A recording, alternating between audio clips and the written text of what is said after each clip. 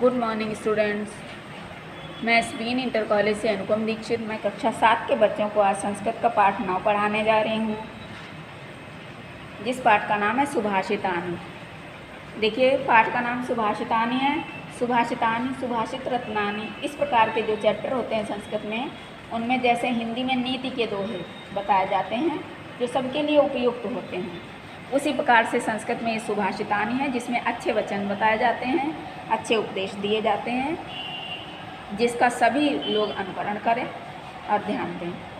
देखिए, यानी सुंदर वचन इसमें आपको बताए जाते हैं। पहला श्लोक देखिए, क्षणशः कणशश्चैव विद्यामर्थं च चिन्तयेत्, क्षणत्यागे कुतो विद्या, कणत्यागे कुतो धनम्।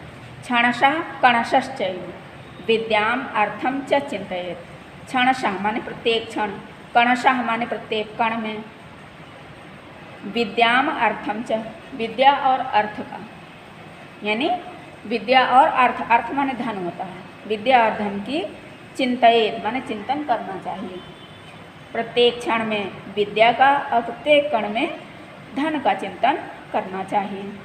क्षण त्यागे कुतो विद्या, कण त्यागे कुतो धनम। क्षण त्यागे कुतो विद्या, क्षण त्याग देने वाले को अर्थात समय त्याग देने वाले को, समय त्याग देने वाले से क्या तात्पर्य है यहाँ पर कि जो लोग समय को बर्बाद करते हैं, सोचते हैं, कहते हैं कि आज नहीं कल पढ़ लेंगे, कल नहीं सुबह पढ़ लेंगे, सुबह नहीं शाम को पढ़ेंगे, तो इस प्रकार से धीरे धीरे जो समय को नष्ट करते हैं, तो ऐसा समय नष्ट करने वाले को विद्या कहाँ, कुतो माने कहाँ, समय व्यर्थ गंवाने वाले को विद्या कहाँ, और कण त्यागे कुतो धन, कण का त्याग कर देने वाले को धन कहाँ। कण का त्याग कर देने से तात्पर्य है कि किसी भी वस्तु का मूल्य न समझने वाले को धन कहाँ। प्रत्येक क्षण में विद्या की और प्रत्येक कण में धन का चिंतन करना चाहिए, क्योंकि समय त्याग देने वाले को विद्या कहाँ और कण त्याग देने वाले को धन कहाँ। दूसरा श्लोक देखिए, श्लोकों का अर्थ ध्यान से सुनिएगा, क्योंकि इन श्लोकों का अर्थ आपको लिखना है अपनी कॉपी में। प्रथमे नार्जिता विद्या, द्वितीय नार्जितम धनम, तृतीय नार्जितो धर्म, चतुर्थे किम करिष्यति। देखिए, व्यक्ति के शरीर की अवस्थाएं होती हैं, प्रथम अवस्था, द्वितीय अवस्था, तृतीय अवस्था, चतुर्थ अवस्था। प्रथम अवस्था कौन सी है? किशोरावस्था बताई गई होती तो बहुत सी अवस्थाएं हैं कि बाल्यकाल होता है, यानी बचपन, फिर उसके बाद जो भी अवस्था आती है। प्रथमे नार्जिता विद्या, मूल रूप से जो 4 अवस्थाएं बताई गई हैं व्यक्ति की, कि किशोरावस्था, युवावस्था, गृहस्थावस्था और वृद्धावस्था, ये 4 मुख्य रूप से अवस्थाएं व्यक्ति की बताई है। प्रथमे नार्जिता विद्या, जब किशोरावस्था में आपने विद्या नहीं ग्रहण की। द्वितीय नार्जितम धनम, दूसरी अवस्था अर्थात युवा अवस्था में आपने धन नहीं कमाया। तृतीय नार्जितो धर्म, यानी गृहस्थ आश्रम में पढ़ करके आपने यदि धर्म के कार्य नहीं किए। चतुर्थे किम करिष्यति, तो वृद्धावस्था के समय तो क्या करोगे, यानी जब वृद्धावस्था व्यक्ति की आती है तो उस समय वो कोई भी कार्य करने की स्थिति में नहीं रह जाता है, क्योंकि वृद्धावस्था में व्यक्ति के शरीर के सभी अंग जो हैं धीरे धीरे शिथिल होने लगते हैं। किसी भी कार्य को करने में व्यक्ति धीरे धीरे स्वयं को असमर्थ पाता है। इसलिए किशोरावस्था से ही व्यक्ति को जिस समय जो कार्य करना उचित है उसको करते रहना चाहिए, तो अंत में व्यक्ति का वृद्धावस्था व्यक्ति की जो होती है वो सुखपूर्वक व्यतीत होती है। प्रथमे नार्जिता विद्या, प्रथम अवस्था में अगर विद्या नहीं अर्जित की, यानी ज्ञान नहीं प्राप्त किया। द्वितीय नार्जितम धनम, और दूसरी अवस्था में यदि आपने धन नहीं कमाया। तृतीय नार्जितो धर्म, तृतीय अवस्था में अगर धर्म नहीं किया, धर्म के कार्य नहीं किए, तो चतुर्थे किम करिष्यति, चौथी अवस्था में अर्थात अंतिम अवस्था में व्यक्ति क्या कर सकता है। तीसरा श्लोक देखिए, सर्वतीर्थमयी माता, सर्वदेवमयः पिता, मातरम पितरम तस्मात् सर्वयत्नेन पूजयेत्। सर्वतीर्थमयी माता, सर्वदेवमयः पिता, मातरम पितरम तस्मात् सर्वयत्नेन पूजयेत्। देखिए, माता में सभी तीर्थों को बताया गया, यानी माता में सभी तीर्थ विराजमान होते हैं। सर्वदेवमयः पिता, और पिता जो है सभी देवताओं से युक्त, अर्थात पिता में पिता के चरणों में सभी देवता विराजमान होते हैं। जो अपनी माता का आदर करता है तो समझो कि उसने सभी तीर्थों का भ्रमण, सभी तीर्थों के दर्शन कर लिए। जो अपने पिता को सम्मान देता है, उसकी आज्ञा का पालन करता है, तो समझो कि ऐसे व्यक्ति ने सभी देवताओं को प्रसन्न कर लिया। मातरम पितरम तस्मात् सर्वयत्नेन पूजयेत्। तस्मात् माने इसीलिए, माता और पिता दोनों की सर्वयत्नेन पूजयेत्, सभी प्रकार से, सभी यत्नों से उसकी पूजा करनी चाहिए। पूजा करने से तात्पर्य है माता पिता को हर प्रकार से प्रसन्न रखना चाहिए।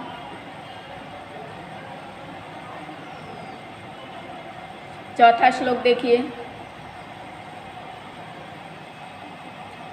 प्रिय वाक्य प्रदानेन सर्वे तुष्यन्ति जन्तवः तस्मात् तदेव वक्तव्यं वचने कादरितः। प्रिय वाक्य प्रदानेन सर्वे तुष्यन्ति जन्तवः। प्रिय वाक्य प्रदान करने से अर्थात बोलने से, प्रिय वाक्य बोलने से सभी जीव जंतु संतुष्ट हो जाते हैं। तुष्यन्ति माने संतुष्ट हो जाते हैं, जन्तवः माने जीव जंतु, यानी जिससे भी हम प्रिय वाक्य बोलते हैं, प्यार की बोली पशु पक्षी भी समझते हैं। तो मधुर वचन बोलने से, प्रिय वचन बोलने से सभी जीव जंतु संतुष्ट हो जाते हैं। तस्मात् तदेव वक्तव्यम वचने का दरिद्रता, यानी जब सभी प्रिय वचन बोलने से ही संतुष्ट होते हैं तो तस्मात् तदेव वक्तव्यम, इसलिए हमको वही वक्तव्य माने बोलना चाहिए। क्योंकि वचने का दरिद्रता, वचन माने बोली में, का दरिद्रता कैसी कंजूसी, यानी बोलने में कैसी कंजूसी। यदि प्रिय वचन बोलने से ही सभी जीव जंतु संतुष्ट होते हैं तो हमें वही बोलने चाहिए, अर्थात प्रिय वचन ही बोलने चाहिए। क्योंकि बोलने में किस प्रकार की कंजूसी, या बोलने में कंजूसी का क्या काम। पांचवा श्लोक। सत्यम ब्रूयात् प्रियम ब्रूयात् न ब्रूयात् सत्यम अप्रियम प्रियम च नान्यतम ब्रूयात् एषः धर्मः सनातनः। सत्यम ब्रूयात् प्रियम ब्रूयात्, सत्य बोलना चाहिए, प्रिय बोलना चाहिए। न ब्रूयात् सत्यम अप्रियम। देखिए सत्यम अप्रियम लिखा है, सत्यम है माँ में नीचे हलंत है और यहाँ पर आ है। आ जो था आ मात्रा बन करके माँ में लग गया, तो माँ पूरा लिखा है यहाँ पे। सत्यम अप्रियम, न ब्रूयात् सत्यम अप्रियम, अप्रिय सत्य नहीं बोलना चाहिए। सत्य बोलना चाहिए और प्रिय बोलना चाहिए, लेकिन अप्रिय सत्य नहीं बोलना चाहिए। प्रियम च नानृतम ब्रूयात् एषः धर्मः सनातनः। और प्रिय झूठ भी नहीं बोलना चाहिए। प्रिय झूठ नहीं बोलना चाहिए, यानी ऐसा झूठ मत बोलो कि प्रिय तो बोल रहे हो लेकिन जो भी बोल रहे हो सब झूठ ही बोल रहे हो, तो ऐसा प्रिय झूठ नहीं बोलना चाहिए। एषः धर्मः सनातनः, यही सनातन धर्म है। सत्य बोलना चाहिए, प्रिय बोलना चाहिए, अप्रिय सत्य नहीं बोलना चाहिए। प्रिय च नान्यतम ब्रूयात्, और प्रिय झूठ भी नहीं बोलना चाहिए। एषः धर्मः सनातनः, यही सनातन धर्म है। छठा श्लोक देखिए। जाड्यम धियो हरति सिंचति वाचि सत्यम मानोन्नतिम दिशति पापमपा करोति लक्ष्मीं तनोति वितनोति च दीक्षुकीर्तिम सत्संगति कथय किम न करोति पुंसाम। जाड्यम धियो हरति, देखिए ये 4 लाइन का श्लोक है। आधी लाइन ये है, आधी ये है। जहाँ पर श्लोक आधा होता है, लाइन थोड़ी बड़ी थी इसलिए 4 लाइनों में लिखा गया है। तो जहाँ पर 1 विराम लगता है वहाँ पर श्लोक आधा होता है, जहाँ पर 2 विराम लगते हैं वहाँ पर श्लोक पूर्ण हो जाता है। देखिए, लेकिन इन 3 लाइनों का अर्थ इससे क्लियर होगा कि काहे के लिए तीनों लाइनों में जो भी कहा गया है वो किस लिए कहा गया है, कौन ऐसे ऐसे कार्य करता है, वो सबसे नीचे वाली लाइन में। तो देखिए, जाड्यम धियो हरति सिंचति वाचि सत्यम। जाड्यम माने जड़ता को, यानी मूर्खता को। धियो माने बुद्धि, हरति बुद्धि की जड़ता को हर लेती है। कौन हर लेती है वो इस लाइन में बताया जाएगा। बुद्धि की जड़ता को हर लेती है। सिंचति वाचि सत्यम, वाचि माने वाणी को, वाणी को सत्य से सींचती है। बुद्धि की जड़ता को हर लेती है, वाणी को सत्य से सींचती है। मानोन्नतिम दिशति, दिशति माने दिशा में फैलाती है। क्या? मान और उन्नति, यानी व्यक्ति का सम्मान और उन्नति सभी दिशाओं में फैलाती है, यश फैलाती है। पापम अपा करोति, पापम माने पाप को, अपा करोति माने दूर करती है और पाप को दूर करती है। लक्ष्मीं तनोति, लक्ष्मी प्राप्त करती, मतलब प्रदान करती है। लक्ष्मीम तनोति, लक्ष्मी प्रदान करती है। वितनोति च दिक्षु कीर्तिम, वितनोति माने वितरित करती है। दिक्षु माने दिशाओं में, कीर्तिम माने यश को, और यश को दिशाओं में फैलाती है, यानी लक्ष्मी प्रदान करती है और यश को सभी दिशाओं में फैलाती है। सत्संगति कथय किम न करोति पुंसाम, सत्संगति कथय किम न करोति पुंसाम, किम न करोति पुंसाम, किम माने क्या, न करोति माने नहीं करती है, पुंसाम माने पुरुषों के लिए। कौन? सत्संगति, यानी सत्संगति संतों की संगति अर्थात अच्छी संगति व्यक्ति के लिए क्या क्या नहीं करती है। हमने बताया था कि पूरे श्लोक का अर्थ तभी क्लियर होगा जब नीचे वाली लाइन का अर्थ बताएंगे। अब फिर से इसको देखिए, इस लास्ट वाली लाइन का सबसे पहले अर्थ समझ लेते हैं कि सत्संगति मनुष्यों के लिए क्या क्या नहीं करती।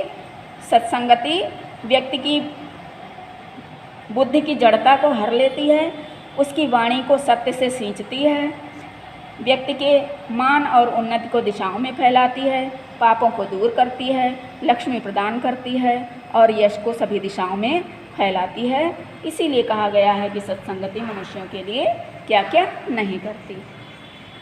देखिए ये श्लोक हैं, 6 श्लोक हैं। 6 में से कम 5 श्लोक आपको कंठस्थ होने चाहिए और सभी श्लोकों के आप लोग अर्थ लिखेंगे कॉपी में। संकेत डाल करके श्लोक का संकेत डालेंगे, संकेत के बाद पहले श्लोक के बाद संदर्भ लिखेंगे कि प्रस्तुत श्लोक हमारी पाठ्य पुस्तक वर्तिका के सुभाषितानि नामक पाठ से अवतरित है।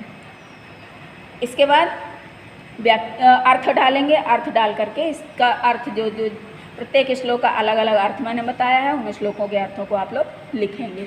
इसके बाद आपका आता है शब्दार्थ। शब्दार्थ पहला क्या है?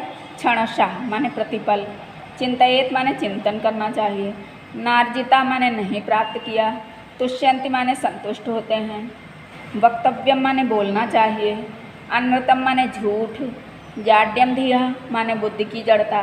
देखिए जाड्यम माने जड़ता है, धिया माने बुद्धि की, पापम अपाकरोति पापों को दूर करती है, तनोति माने फैलाती है, दिक्षु माने दिशाओं में, पुंसाम माने व्यक्तियों का या पुरुषों का। इसके बाद आता है अभ्यास कार्य उच्चारणम कुरुत माने उच्चारण कीजिए।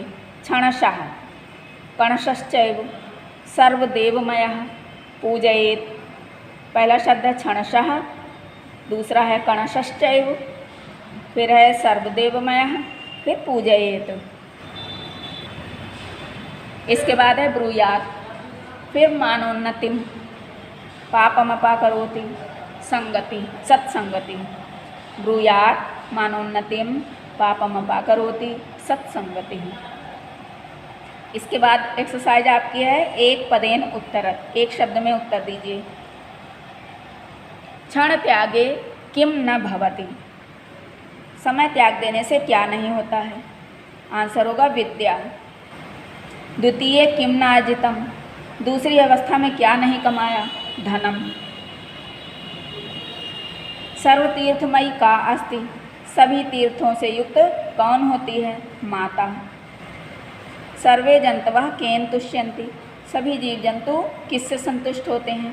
प्रियवाक्य प्रदानेन। कीदृशम प्रियम न ब्रूयात, कैसा प्रिय नहीं बोलना चाहिए? नानृतम यानी झूठ, अनृत माने झूठ होता है। इसके बाद है रिक्त स्थानों की पूर्ति कीजिए। कण त्यागे कुतः, यहाँ पे होगा धनम। तृतीय नार्जितः धर्म। सर्वदेवमयः पिता अस्ति, प्रियवाक्य प्रदानेन सर्वे जंतवः तुष्यन्ति।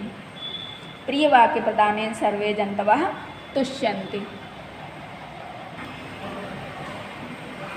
देखिए इसके बाद आता है संस्कृत भाषायाम अनुवादम कुरुत, संस्कृत भाषा में अनुवाद कीजिए। माता पिता की पूजा करनी चाहिए। संस्कृत में क्या बनेगा? मातरम पितरम, पूजा करनी चाहिए तो पूजयेत, मातरम पितरम पूजयेत। दूसरा अनुवाद है समय का पालन करो। संस्कृत में क्या लिखेंगे? समयस्य पालनम कुरु, समयस्य पालनम कुरु। फिर है बोलने में कैसी दरिद्रता, बोलने में, वचने, कैसी को का दरिद्रता, वचने का दरिद्रता। प्रिय तथा सत्य बोलना चाहिए। प्रियम सत्यम च ब्रूयात, ब्रूयात माने बोलना चाहिए। प्रियम सत्यम च ब्रूयात। प्रिय वाक्य प्रदान करने से सभी जंतु संतुष्ट होते हैं। क्या बनेगा? प्रिय वाक्य प्रदानेन सर्वे जंतवः तुष्यन्ति, तुमसे तुष्यन्ति माने संतुष्ट होते हैं, तुष्ट होते हैं। प्रिय वाक्य प्रदानेन सर्वे जंतवः तुष्यन्ति। इसके बाद आती है एक्सरसाइज, उपयुक्त कथनानां समक्षम आम अनुपयुक्त कथनानां समक्षम न इति लिखत। उपयुक्त कथनानां समक्षम, उचित कथन के सामने, आम माने हाँ, अनुपयुक्त कथनानां समक्षम यानी अनुचित अर्थात गलत कथन के सामने, न इति लिखत यानी जो वाक्य सही है उसके सामने आम, जो गलत है उसके सामने न, ऐसा लिखना है आपको यहाँ पर। कण त्यागे धनम न भवति, कण त्याग देने से धन नहीं होता, धन नहीं प्राप्त होता। सही लिखा है इसलिए आम लिखेंगे यहाँ पर। विद्यार्थी जीवने विद्या न अर्जनीय, विद्यार्थी जीवन में विद्या नहीं अर्जित करनी चाहिए, गलत लिखा है इसलिए लिखेंगे न। मातरम पितरम च सर्वयत्नेन पूजयेत, माता पिता की यत्नपूर्वक पूजा करनी चाहिए, सही लिखा है आम। प्रिय वाक्य प्रदानेन सर्वे जंतवः न तुष्यन्ति, प्रिय वचन बोलने से सभी जंतु संतुष्ट नहीं होते, गलत लिखा है इसलिए न। सत्संगति किमपि पुंसाम न करोति, सत्संगति मनुष्यों के लिए कुछ नहीं करती, गलत है इसलिए न। देखिए एक बार फिर से बता देते हैं, पहले में आम, दूसरे में न, तीसरे में आम, चौथे में न, पांचवें में भी न। इसके बाद आता है आपका लकार और लकार पुरुष और वचन लिखिए। ये आपके शब्द दिए गए हैं, क्रिया पद हैं, क्रियापदों में लकार लिखना है, यानी किस लकार का है, किस पुरुष का है और किस वचन का है ये शब्द। क्रियापद इधर दिए गए हैं 4, इन चारों की लकार बतानी है, पुरुष बचाने हैं और वचन बताने हैं। देखिए चिंतयेत विधिलिंग लकार का शब्द है, प्रथम पुरुष है और एक वचन है। फिर है करिष्यति, लट लकार है, प्रथम पुरुष है और एक वचन है। ब्रूयात विधिलिंग लकार, प्रथम पुरुष एक वचन। सिंचन्ति लट लकार है, प्रथम पुरुष है, बहुवचन है। यहीं पे आपका ये चैप्टर समाप्त होता है। इसके बाद मिलेंगे नेक्स्ट वीडियो में नेक्स्ट चैप्टर के साथ। Thank you class.